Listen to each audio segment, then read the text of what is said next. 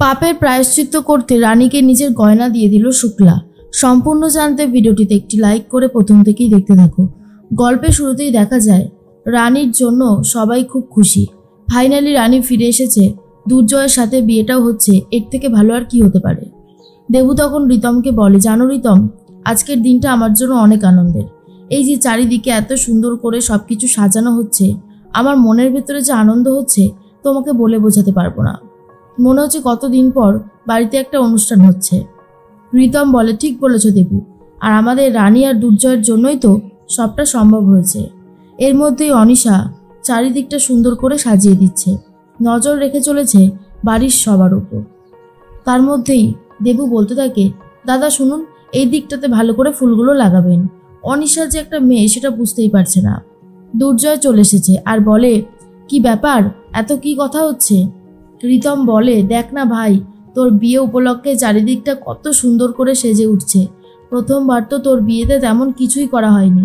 তোর মনে আছে যে কীরকমভাবে তোদের বিয়েটা হয়েছিল? তুই রান্নাঘরে তুই এখান থেকে বেরোলি, তুই তো খাচ্ছিলিস, তারপর তো রানী আসলো, গন্ডগোল হলো, আর তারপর সিঁদুরটা পরিয়ে দিলি।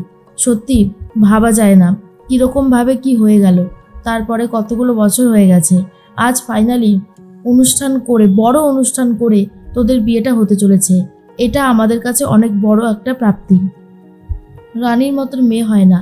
সত্যি ও খুব ভালো, নম্র, ভদ্র, সবাইকে নিয়ে চলতে জানে। এটাই আমার সব থেকে বেশি ভালো লাগে। এর মধ্যে রানী চলে এসেছে। দুর্জয় রানীকে বলে, দেখেছো রানী, তোমার কত প্রশংসা করছে আমাদের সেজদা ভাই, তোমার প্রশংসাতে একেবারে পঞ্চমুখ। রানী তখন বলে, রিতমদা আমাকে একটু বেশি কেয়ার করে, বেশি ভালোবাসে, তাই না রিতমদা? রিতম বলে, তা অবশ্য ঠিকই রানী, তুমি সত্যের পক্ষে আছো বলেই তো তোমাকে এত সাপোর্ট করি, এর জন্যই আমার এত ভালো লাগে। দেবু তখন বলে, শোন না রানী, বিয়েটা হওয়ার পর কিন্তু তোরা হানিমুনে যাবি, কেমন? রিতম বলে, হ্যাঁ দেখ, একজন তো আছেই, আর একজন আসলে কিন্তু কোনো ক্ষতি হবে না। 4 ভাই বোন মিলে অনেক মজা করবে, হইহুল্লোড় করবে, এর থেকে ভালো আর কি বা হতে পারে। তখনই রিতম্বরের কথা শুনে দুর্জয় বলে, তুই আবার শুরু করেছিস, সত্যি পারিসও বটে। এর মধ্যেই রানী হাসতে থাকে। আর অন্যদিকে দেখা যায় শুক্লা নিজের আলমারি থেকে সমস্ত গয়নাগুলোকে বার করেছে আর বলে, জানো তো, এগুলো আমি বৌমাদের মধ্যে দিয়ে দেব। বয়স হচ্ছে তো, শরীরের অবস্থা কখন কি হয় বোঝা যায় না, যদি সত্যি সত্যি চলে যাই তখন কি হবে? বিনায়ক বলে, এই তুমি এসব কি বলতে শুরু করেছো? সকাল সকাল এ সমস্ত কথা বলো না তো। শুক্লা বলে, আরে না গো, সত্যি কথাই বলছি, তাই ভাবলাম আমার যেটুকু গয়না আছে আমি সবটাই আমার বৌমাদের মধ্যে দিয়ে যাব। ভালো হবে না বলো? যখন ওরা ওই গয়নাগুলো পরবে তখন অন্তত শাশুড়ি মায়ের কথাটা মনে পড়বে। বিনায়ক বলে, সত্যি তুমি পারো বটে। কোথায় আমি ভাবছি দুর্জয় আর রানীর বিয়েটা হয়ে গেলে আমি আর তুমি একটু বেরিয়ে পড়বো ঘুরতে, সেখানে গিয়ে একটু কাছাকাছি আসবো, আর তুমি এই সমস্ত বলছো? শুক্লা বলে, এই তোমার বয়স হচ্ছে না, বয়স কমছে কোনটা? দিন দিন তো বুড়ো হচ্ছ, দাদু হয়ে গেছো, আর এখন এই সমস্ত কথা বলছো? হ্যাঁ, একদম বলবে না। তখনই বিনায়ক বলে, তাতে কি হয়েছে? আরে বাবা, আমিও তো একজন মানুষ, আমারও তো শখ আহ্লাদ বলে থাকতে পারে সব কিছু, তাই না? এর মধ্যেই মনে মনে একটা কথাই ভাবতে থাকে শুক্লা, যতই হোক না কেন দুর্জয় রানীর বিয়েটা যেন ভালোই ভালোই হয়ে যায়। এর মধ্যেই রানী চলে এসেছে আর বলে, মা তুমি আমাকে ডাকছিলে? তখনই বিনায়ক বলে, এই তো আমাদের ছোট বৌমা চলে এসেছে। হ্যাঁ ছোট বৌমা, তোমার শাশুড়ি মা তোমাকে ডাকছিল, কি দেবে বলছে, দেখো আমি বরং ওই দিকটা দেখে আসি। এর মধ্যেই রানী বলে, বলো মা কি হয়েছে?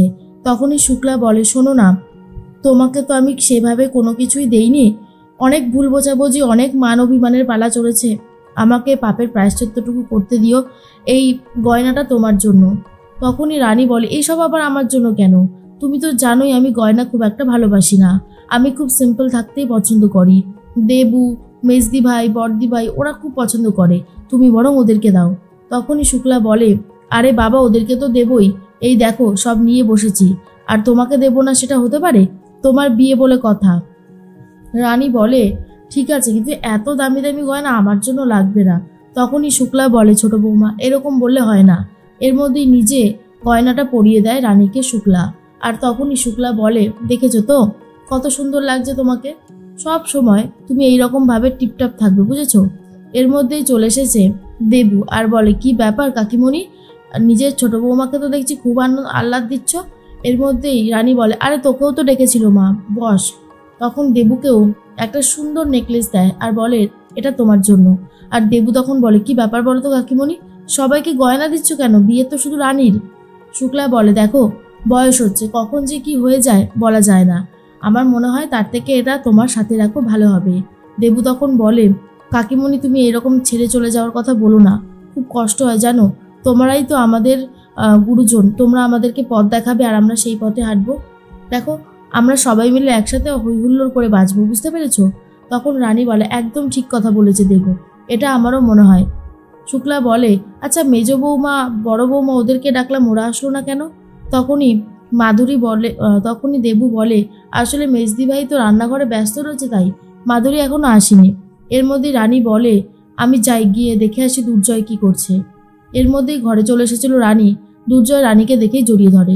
রানী তখন বলে, আবার তুমি শুরু করলে, ছাড়ো বলছি। দুর্জয় বলে, আরে বাবা তুমি তো আমার বউ, তুমি এখন এরকম করছো কেন গো আমার সাথে? রানী বলে, না এখনো আমি তোমার বউ হইনি, আমাদের বিয়ের সমস্ত বন্দোবস্ত চলছে, আর তুমি বলছো যে আমাদের বিয়ে হয়ে গেছে। কি যে বলো না, এ সমস্ত কথা মাথায় ঢোকে না। যাই হোক, এ সমস্ত কথা বলে আর কোনো লাভ নেই, আমাকে যেতে দাও। দুর্জয় বলে, না না না, তোমাকে আমি যেতে দেবো না। এর মধ্যে রানী বলে, জানো দুর্জয়, তুমি ওই যে কথাটা তখন বললে না, ওটা শোনার পর আমার নিজের মনের মধ্যেও কেমন খুঁতখুত করছে, ভালো লাগছে না, খুব চিন্তা হচ্ছে, সব কিছু কেমন হবে তার কোনো ঠিক নেই। আচ্ছা অনিশা দিয়ে আবার কোনো প্ল্যান করবে না তো? দুর্জয় বলে, সেটাই তো আমারও ভয়, ওকে আমি একদমই বিশ্বাস করি না, ও চাইলে অনেক কিছুই করে উঠতে পারে, সেটা নিয়েই আমারও চিন্তা হচ্ছে। এর মধ্যেই রানী বলে, তাহলে চলো না, গিয়ে অনুষ্ঠানটা এখন কিছুদিনের জন্য বন্ধ রেখে দিই। তখনই দুর্জয় বলে, ঠিক আছে চলো। এর মধ্যেই সবার তো মোটামুটি সাজানো গোছানো কমপ্লিট হয়ে গেছে। এর মধ্যেই সৌনক বলে, বাবা এসবের কোনো দরকার ছিল না জানো তো, মোটামুটি অনিশা ধরা পড়তো, তারপর যদি শুরু করতে আর কোনো সমস্যা হতো না। এই যে লোকজন যাতায়াত করছে, কোনো সিকিউরিটি নেই, যদি অনিশা এর মধ্যে থেকে ঢুকে কিছু করে যায় তখন কি হবে? বিনায়ক বলে, আরে তোরা শুধু শুধু চিন্তা করছিস, এত চিন্তা করবার মতনও কিছু হয়নি। সৌনক বলে, বাবা ব্যাপারটা বোঝার চেষ্টা করো, চিন্তা করার মতন কিছু হয়েছে বলেই তোমাকে বলা হচ্ছে, না হলে বলা হতো না। তার মধ্যেই মনে মনে একটা কথা রানী ভাবতে থাকে, একদম ঠিক কথা বলেছে মেজদা ভাই। দুর্জয় এসে বলে, বাবা এই অনুষ্ঠানটা আপাতত বন্ধ করে দাও, এখন এই অনুষ্ঠানটা হবে না। আমার আর রানীর মনের মধ্যেও প্রচণ্ড খুঁতখুতানি হচ্ছে, যদি কোনো অঘটন ঘটে যায় তখন কিন্তু আর নিজেকে ক্ষমা করতে পারবো না। এর মধ্যেই সবটা সেট করে ফেলেছে অনিশা। অনিশা একটা টাইম বম্ব সেট করেছে আর তার রিমোট রয়েছে অনিশার হাতে, আর বলে, এইবার আমি রিমোটটা চিপে দিলেই ব্যাস সমস্ত কিছু শেষ হয়ে যাবে। রানী, দুর্জয়, এমনকি সেনগুপ্ত পরিবারের সবাই ফিনিশড হয়ে যাবে, কিচ্ছু করতে পারবে না, আর আমি সেই দিনটার জন্যই অপেক্ষা করে রয়েছি।